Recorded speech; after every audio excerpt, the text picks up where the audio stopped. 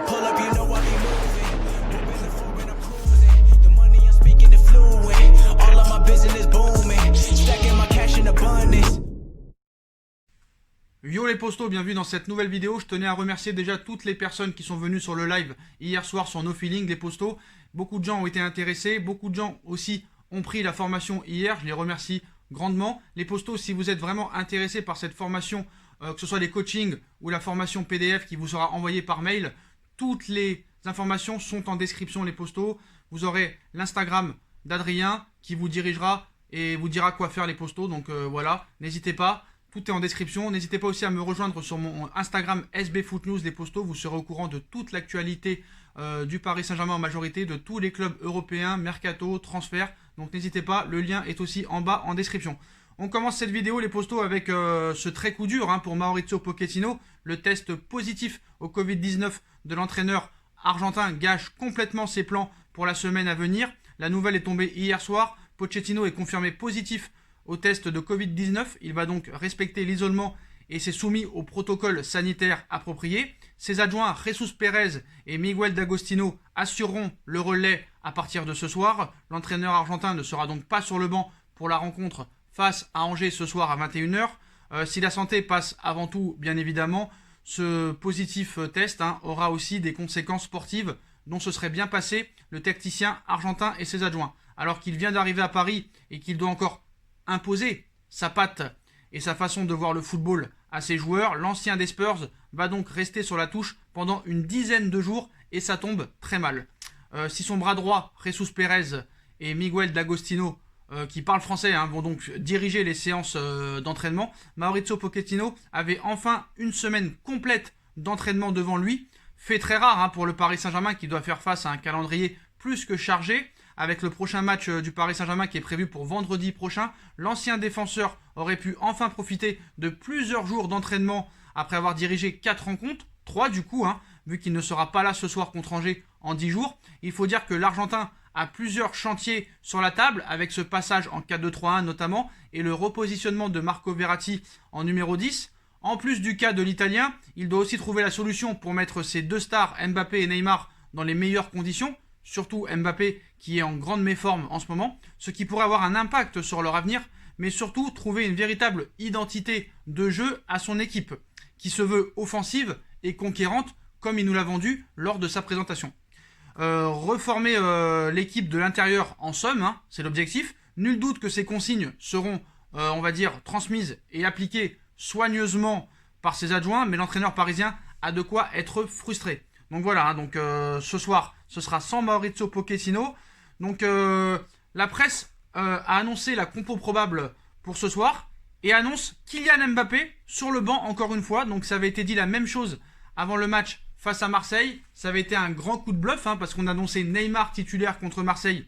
Il était sur le banc. On annonçait Mbappé sur le banc. Il était titulaire. Est-ce que Mauricio Pochettino a encore baladé la presse ? On ne sait pas vraiment, mais voilà, la presse annonce Mbappé sur le banc pour le match à Angers ce soir. Est-ce que c'est un coup de bluff ? Donc on part sur du Navas dans les buts, Kurzawa à gauche, Florenzi à droite, défense centrale Marquinhos, Kipembe, milieu à 3, Paredes, Verratti, Gay, donc Herrera sauterait, Neymar à gauche, Di Maria à droite, Icardi ou Moïskine devant, mais on part plus sur du Icardi, donc Mbappé sur le banc. On va voir, on va pas y croire pour le moment, mais voilà, je pense que ça lui ferait du bien vraiment d'être sur le banc pour le mettre dos au mur, le mettre vraiment pour une fois devant ses responsabilités. D'ailleurs, pour le cas Mbappé, il s'est fait démonter par la presse. Vous avez pu voir les propos de monsieur Jean-Michel Larquet qui lui a dit qu'il lui faudrait peut-être une cure de désintoxication. Voilà. Roten aussi n'y est pas allé de main morte sur le champion du monde français, notamment sur Mbappé, où il a donné son avis sur les dernières performances du joueur. Il cite « Il est à l'envers dans la façon de jouer avec ses coéquipiers. Il est à l'envers dans ses attitudes aussi. Il y a des choses qui ne trompent pas. Il rumine et dit des choses dures à ses partenaires. Quand tu es dans une période de doute, tu as tendance à exagérer les gestes qui te rassurent. » Voilà. Il est aussi revenu sur la façon de jouer du français, où il rajoute « Il s'entête avec son passement de jambes, mais quand il le réussit, on dirait Ronaldo. Il se rapprochait de ça. Aujourd'hui, même avant une passe, il fait un passement de jambes qui ne sert à rien. » Voilà. Donc l'entraîneur sera important dans sa gestion, a-t-il prévenu. Le technicien argentin devra donc sans doute se pencher vraiment sur le cas Mbappé ces prochaines semaines. Moi, je suis pour Kylian Mbappé sur le banc. D'ailleurs, les gens, à part insulter, ils n'ont pas vraiment pu contrecarrer mes arguments sur l'après-match face à l'Olympique de Marseille et sur les autres vidéos que j'ai pu faire. Voilà, ils m'ont dit, au moins Sacha, t'as montré que t'avais les couilles. Mais moi, je suis désolé, si Mbappé était bon, je dirais qu'il est bon. Depuis plus de 6 mois maintenant, il ne fait plus rien, il n'apporte plus rien, et j'ai pu démontrer ça sur les grands matchs face à Naples, à Liverpool, au Real Madrid, à Manchester United, qu'il a toujours été présent et qu'il avait des notes en dessous de tout, et que ce joueur ne sert plus à grand chose à l'heure actuelle. Voilà, donc je pense qu'un petit passage sur le banc lui ferait le plus grand bien, et lui permettrait peut-être de revenir plus fort, allez savoir. Bon, on passe au mercato les postos, et le dossier Dele Alli. José Mourinho a tenu à parler du dossier Dele Alli, qui est apparemment en dépression parce qu'il ne joue plus avec Tottenham, même s'il a joué un petit match de coupe contre une équipe de 5ème division. Voilà. Présent ce vendredi en conférence de presse, le coach des Spurs a laissé planer le doute au sujet de l'avenir de l'international anglais de 24 ans. Il ajoute et il dit « La question est de savoir si je laisse Dele Alli partir sans obtenir un joueur en échange et je ne vais pas y répondre.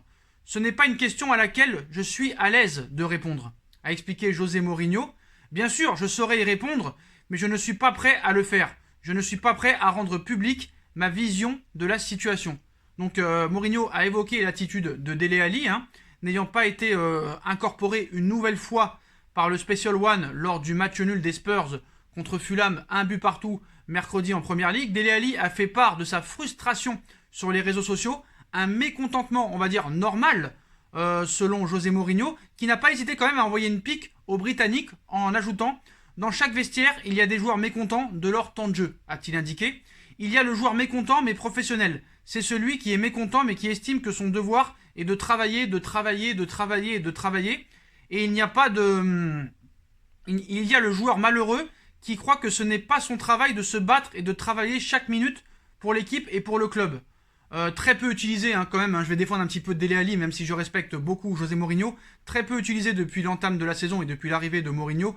Dele Alli n'a eu droit qu'à 4 apparitions en championnat, une situation très mal vécue par le joueur qui essaierait de trouver un nouveau point de chute au mercato d'hiver afin de relancer sa carrière. Une belle occasion à saisir pour les dirigeants du Paris Saint-Germain, à condition que les Spurs acceptent de négocier dans ce dossier. Franchement, il est un petit peu hypocrite sur le coup Mourinho, parce qu'il y a quelques jours encore, il disait que Dele Alli était très très professionnel.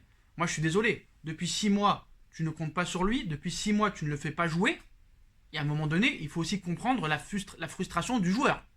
Parce que à un moment tu dis qu'il est très respectable, et qu'il est très travailleur, et qu'il a un comportement irréprochable, et là tu lui prends la tête parce qu'il boude sur les réseaux sociaux. Le gars veut jouer, le gars est ambitieux, le gars sait qu'il y a un Euro dans 6 mois qui arrive.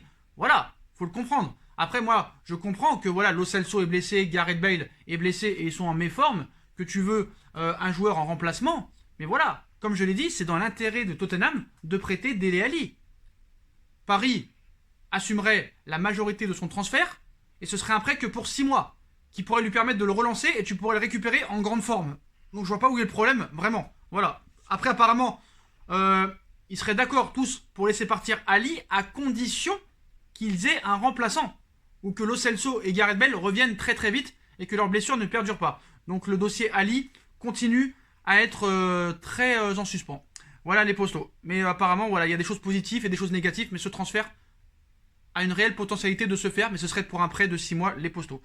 En tout cas, on verra dans les prochaines semaines.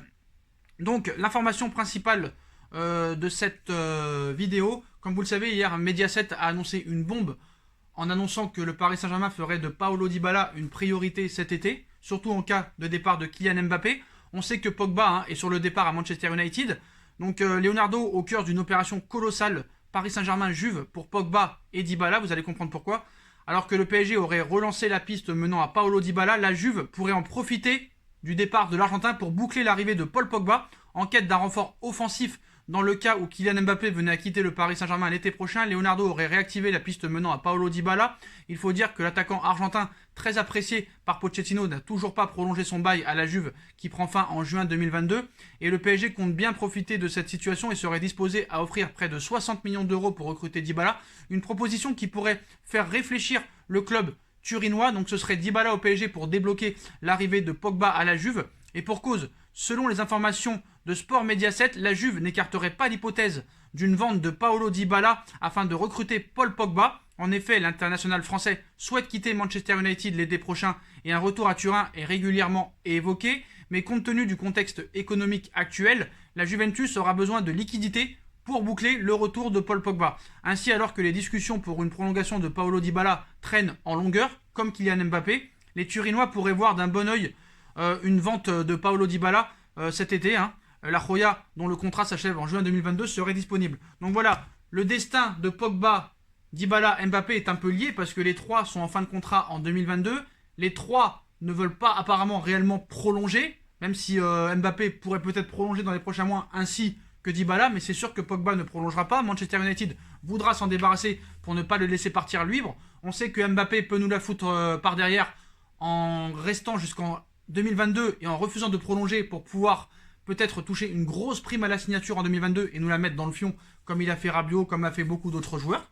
Donc voilà, moi vous savez ce que j'en pense. Moi franchement, si tu vends Mbappé 140 ou 150 millions d'euros et que tu récupères Dybala pour 60 à 70 millions d'euros, déjà tu fais une plus-value, certes, même si tu as perdu beaucoup d'argent avec les autres joueurs que tu n'as jamais pu vendre, style Cavani, style Thiago Silva, style beaucoup d'autres. Mais voilà, le salaire de Dybala serait de 15 millions d'euros, alors que là, ils en proposent 30 à Mbappé.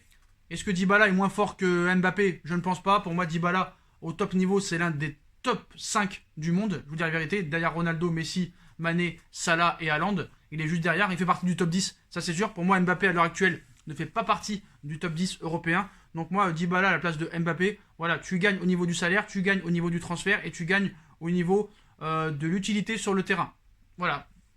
Argentine Connection, Di Maria, Pochettino, Paredes, Dybala, peut-être Messi gratuit, on ne sait pas. Voilà. Après, c'est pas FIFA, calmez-vous. Il y a un contexte économique, il y a un fair play financier. Mais Paris va faire des ventes cet été, c'est obligatoire. Il y a des joueurs qui vont partir, style Draxler, peut-être aussi Di Maria, entre guillemets. Peut-être Bernat aussi, on ne sait pas, même s'il y a une prolongation qui est en vue. Il y aura beaucoup de salaires qui vont se dégager. Peut-être une vente de Gay, de Kehrer, de Dagba, de Bakker. Allez savoir, peut-être de Kurzawa. Donc il y a des choses qui peuvent se passer réellement les postos. Voilà les postos, c'est la fin de cette vidéo. Comme d'habitude, dites-moi en commentaire ce que vous en pensez. Je compte sur vous pour bombarder la barre de like. On like, on partage, on commente, on s'abonne. On active la petite cloche pour être tenu au courant des vidéos qui vont sortir. On me rejoint sur mes différents réseaux sociaux, ainsi que sur mon Instagram SBFootNews les postos. Le lien est en bas en description. La deuxième chaîne YouTube No Feeling aussi est en lien en description. Allez voir le live d'hier soir si vous ne l'avez pas vu, c'est très intéressant. Adrien et moi proposons une formation, surtout Adrien qui l'a créé, propose une formation pour aider les hommes avec les femmes, les postos, coaching personnalisé, formation vraiment pas chère du tout. Tout est en bas en description et tout est expliqué. Voilà les postos, je vous souhaite à tous une bonne continuation et on se retrouve à 23 h pour le débrief Angers PSG les postos. Tchuss.